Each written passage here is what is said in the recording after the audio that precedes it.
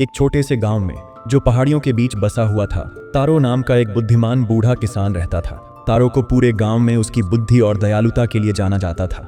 वह खेती के अपने विशाल ज्ञान के लिए भी जाना जाता था और उसके खेत हमेशा पूरे क्षेत्र में सबसे ज्यादा उपजाऊ होते थे। एक साल गांव में भयंकर सूखा पड़ा। घाटी से होकर बहने वाली नदी सूख गई और खेत भूरे और बंजर हो गए। ग्रामीण हताश थे।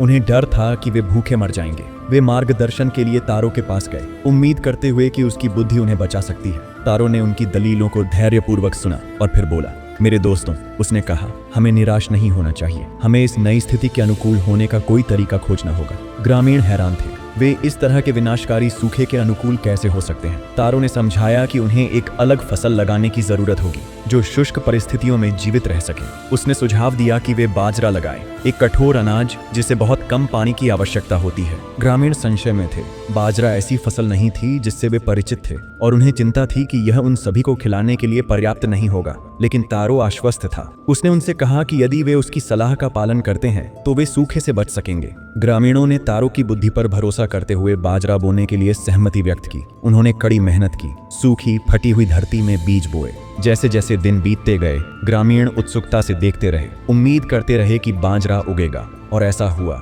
बाजरे के बीज अंकुरित हुए और बढ़े और जल्द ही खेत हरियाली के सागर में ढक गए। ग्रामीण आश्चर्यचकित थे। उन्होंने ऐसी लचीली फसल कभी नहीं देखी थी। जब फसल आई तो ग्रामीण बहुत खुश हुए। बाजरे की फसल भरपूर थी और गांव में सभी के लिए पर्याप्त भोजन था। वे तारो की बुद्धि और मार्गदर्शन के लिए उसके आभारी थे। तारो और बाजरे की कहानी हमें अनुकूलनशीलता और सकारात्मक सोच की शक्ति के बारे में एक महत्वपूर्ण सबक सिखाती है। जब विपरीत परिस्थितियों का सामना करना पड़ता है तो शांत रहना और रचनात्मक समाधान खोजना महत्वपूर्ण है। परिस्थिति के अनुकूल ढलकर और सकारात्मक सोच रखकर हम सबसे कठिन चुनौतियों पर भी विजय पा सकते हैं। धन्यवाद।